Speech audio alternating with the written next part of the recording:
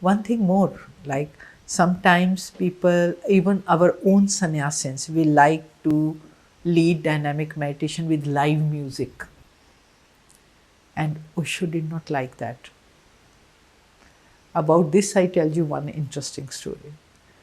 Um, I was in Europe when Osho was in world tour, must be 1986. And I was in Tuscany, and Anubuddha and Satyarthi, they were leading a training, um, rebalancing. And I had no money, and I was just roaming around without a place to stay. So they invited me to come. So I said, what work I can do? They said that, you have two jobs to do. One thing, you can lead dynamic meditation, and in the evening you can share Osho stories with us. So all the participants, they were, I think, 70, 80 participants were there, and they were not into dynamic meditation in the morning. So to encourage them, and I told them, oh, tomorrow we can have the live music, and I will guide you what steps to do dynamic meditation. Let's enjoy that. And I told them how I have done it and how this meditation has transformed my life, and they were all into it. So there was this musician Govindas who used to play sitar. He was also there, and his girlfriend Hamido, something. Yeah, she was also there. So he said, I will play sitar, and the musicians got together in the morning, and everybody was there. And we had fantastic dynamic meditation. So we did it for a few times, like with live music. So when I came to Portugal, and from there we came back to Bombay in Juhu, and Osho was, every night he will tell me, so tell me how you spend your 5 months. So I was, every night I will tell him, like, I was here and then I went there and when I went there. And every night there is like 1 hour story of me, how I spend my time. And when I told him that we did with live music, I was very excited to tell him that there was 100% present and they were not into dynamic. And Osho looked at me and told me, never do this again. I have specially devised these music and very scientifically fitted with each steps of energy. And mind always wants entertainment. Mind always wants a new thing, new experiment, because he needs an entertainment. He gets bored with the known. But you will only go deeper into meditation if the same music is played. Your mind is not engaged into enjoying the music. Your mind, you are working on your energy level. And don't do it again. I said, I'm so sorry, because I never realized that. And he said, no, that make sure. And I remember when we came from Bombay to Pune, and many musicians came to me. Oh, I have created this new music for dynamic, because this was became a, you can say, talk in the uh, our sannyasins, that, oh, we played the live music and it was very successful. So musicians started creating new music, and I told them that this was my experience, but still you have made this music. I will take to Osho and I will ask him. And Osho's reply was the same. No, no play around with the music which I have created specially for these techniques.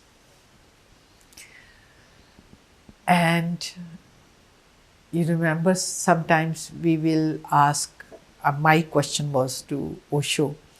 Um, I tell you one story that one sannyasin came to me and she said that she had done some groups of Sufism or Gurdjieff Sufism like that, and she had done a meditation called Four Directions, and it was very beautiful music, and she had very good experience of doing that, and she gave me that cassette and asked me that can I do it in Buddha Hall.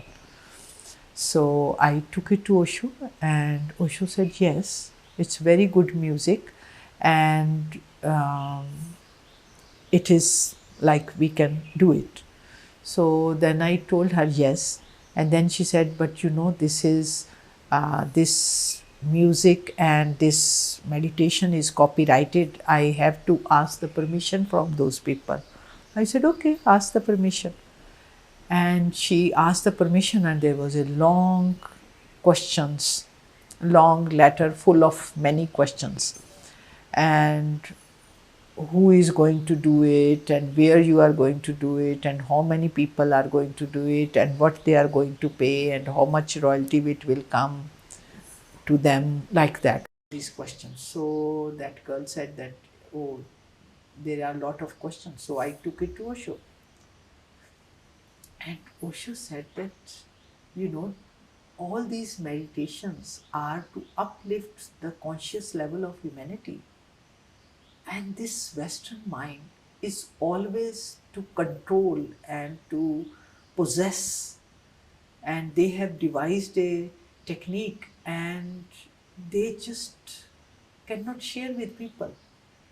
They just want the royalty and copywriting and trademarking of them. And then Osho was like, went on and on. He asked me to write them back, and it was quite a strong letter. Even in next day in the discourse, the series was going on, Om Shanti Shanti, and in that he has, even in the discourse openly, he has said that, you know, I have, this is a very Western idea of control, of possessing, of copywriting. And if they really want to copyright and trademark, they should copyright the word stupidity, that they are the only stupid people, nobody else can be stupid. Like that. He was very much like not to trademark and copyright the meditations. They are to uplift the humanity. So my question came that, um, you know, how to protect the purity of your techniques, that people can change a music, people can change the any step, they can make it shorter, they can make it longer, and they keep on playing with these things. And I used to get the news that, oh, this person, sometimes sannyasin, sometimes non-sannyasin, that they are playing with these things. Somebody has changed this step, somebody has made this step longer. So how to keep the purity of your meditation? And isn't it a good idea that we trademark our copyright so that we can say that this is it, either you do it right, in right way, or don't do it, this is it? He said, no, then you will be fighting with the people who are doing the meditations. You will waste your time, your money, your energy with those people who are meditating. And this will be again the stupid act of you. All that you can do is that make these meditations so widely available that everybody knows that these are the right way of doing it. Make my meditation so much available that you don't need to copyright, you don't need to trademark, you don't need to worry about the saving, and what kind of protection you can do anyway. Your job is only to make them available, the pure form. make them available. So he had his methods of working. Great insight and very practical approach also. That why to waste our time, money, energy into the people that we are running in the court doing the cases that, oh, you are not doing in a right way and you are not doing it, and how much we can run around. If that much energy we can make, that much money, that much energy, that much time we can put it into making these meditations available, the work is done in a positive way.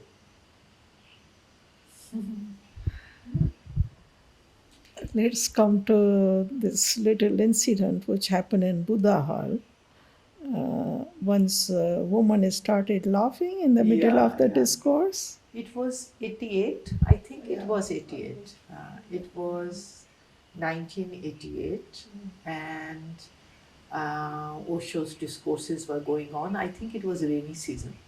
Do you remember which month? Uh, It was Zen series. Rainy season, and the storm was coming, and in our Buddha hall, and there was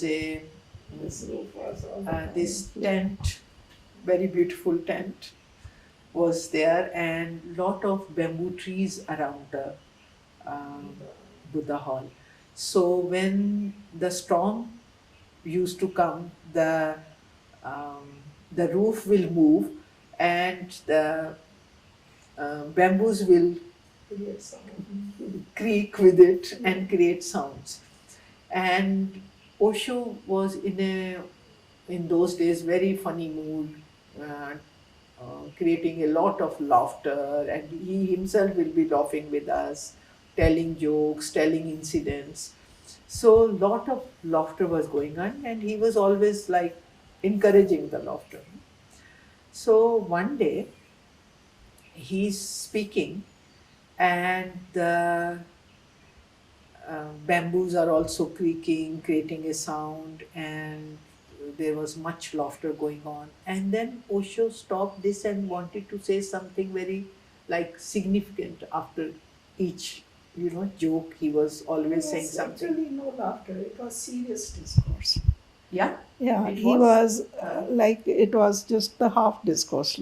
He used to make us laugh in the end, Okay. but it was a very serious discourse going on. Okay. When all of a sudden, I was Okay. there in that discourse. Yeah. I was also there, but I forgot what it was going on.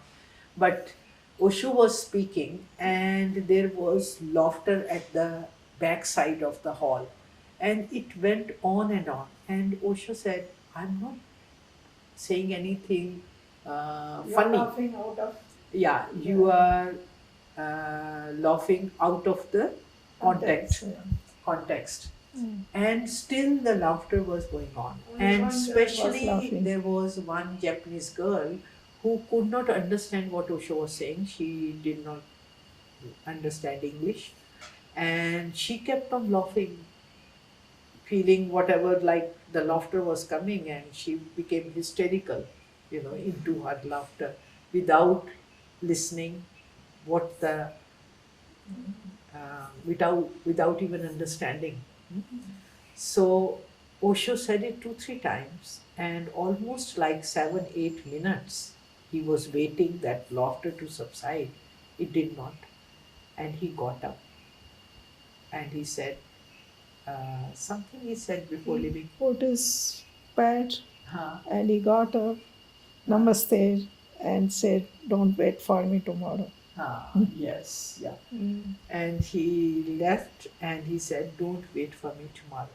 And there was like pin drop silence, and everybody is stunned. What happened? He had never done this thing, that he would leave the discourse in between and without finishing anything, and left like this. And he left, and I got up. I was sitting in the front row, and I moved from where the laughter was coming. So I asked who was laughing. I was like furious. Who is laughing? And they pointed that girl. I took her by the hand and I went into my office and I said, bring her in. And I asked what it is. And then the other Japanese girls came, they translated. And then I came to realize that poor girl, she was thinking something is funny is going on. It was the storm and it was the bamboo creaking and creating a sound, and she felt it was a laughter and she was laughing. And she became hysterical, but without realizing what Osho is saying.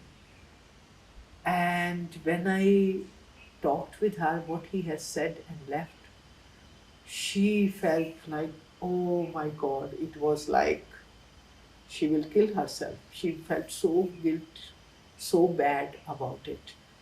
And then she came to the Buddha, to Lao Tzu Gate with me, and I said, just stand here, wait, I want to see now Osho. So I went to see Osho in his bedroom, and I saw another scene. There is Shunyo and there is Amrito, there is Anando. Shunyo is crying and Anando is saying to no Bhagwan, you cannot leave us like this. There is so much work to be done. Now we are expanding and we have done this and we are going to do this. You asked us to do this and now this is in the middle. You cannot leave us because Osho said, I want to leave the body. You don't understand me. And he said that if my people don't understand me and my people, they don't want to listen to me, I'm saying something and they keep on laughing and making myself a laughing stock. Why I should be in the body? My work is done.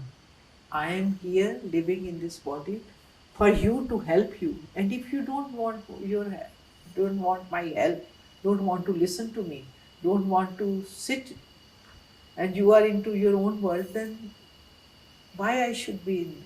You say that you don't know how much in pain I am. I am holding my body. Ha.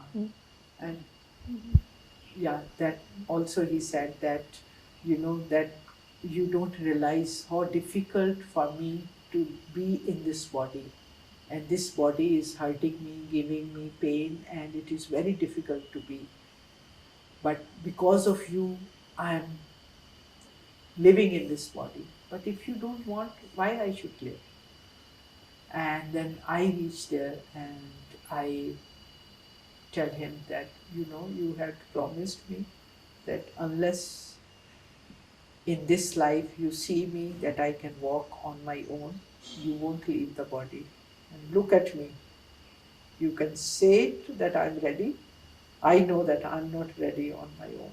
You cannot break your promise. You have to live. And then by that time, um, Vivek also came. She was not present in the discourse, she had gone out.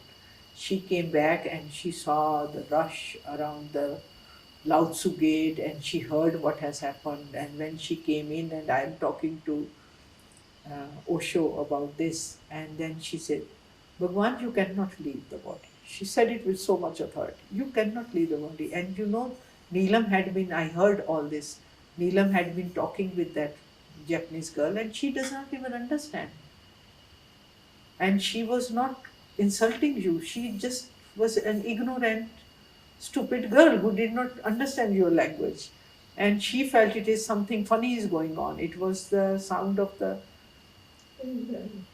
bamboos, but she felt it is a laughter going on. And she went into hysterical. You cannot leave us because of one person's stupidity or ignorance. And I said, Bhagwan, she is feeling so guilty, so bad, and I think she is going to do harakiri. You do it, and there will be many people, and all the Japanese especially. It's going to be a big chaos. And please, and then Vivek motioned us that you all leave, and it's fine. And then we all came out, and with Osho, there was no nonsense.